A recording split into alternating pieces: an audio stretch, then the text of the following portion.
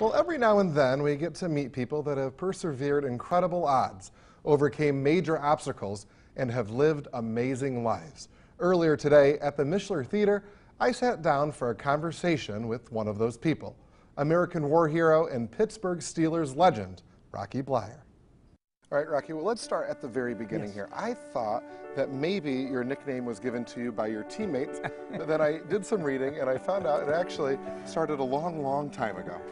Dad, obviously, like all parents, was very proud of his son, and the guys would come in from the mills at back in Appleton, which were the paper mills and not steel mills, but they'd come in and they'd say, "Hey, Bob, how's that new kid of yours?"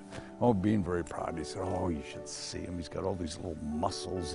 He's like a little rock sitting in that crib." And they'd come back later and they'd say, "Hey, Bob, how's that little rock of yours?" He worked all the way through high school, college, and eventually all the way up to the NFL.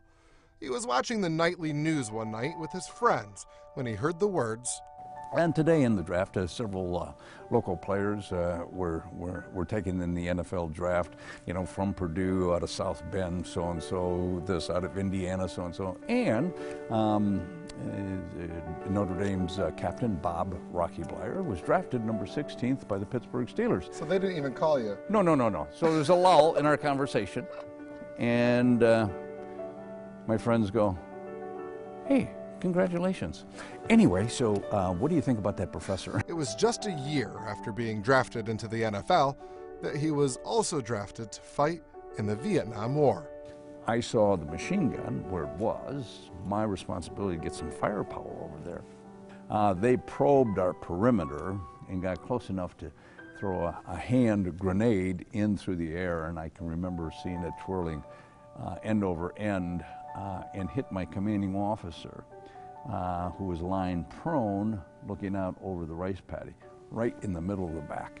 Now, it didn't go off, but it bounced off of him and rolled towards where I was, and I jumped to get out of the way, and it blew up. At that time, blew up through my right foot, knee, and thigh. After being told he would never play football again, he fought back and ended up continuing to play for the NFL after just a few years, eventually becoming a starter. And the reason I got a chance to start, very simply, was that Chuck Noll had told our running back, he said, "You have a weakness in your backfield."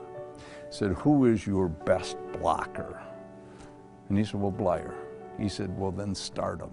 The team went on to win their first 4 Super Bowls in just 6 years. And now, all these years later, of all places, he finds himself in the theater. So if you had to describe the play for somebody who wanted to come see it, or maybe might not know about it and is looking for something to do, how would, in an elevator speech, how would you describe the play? I think basically the play is a story, okay? It's not about football, and it's not about the Steelers, but it's more about life and our own stories, because we all have a story of how it comes together. And so it's a story of laughter and characters, and it's also a story of tears and emotions that we all feel at one time or another.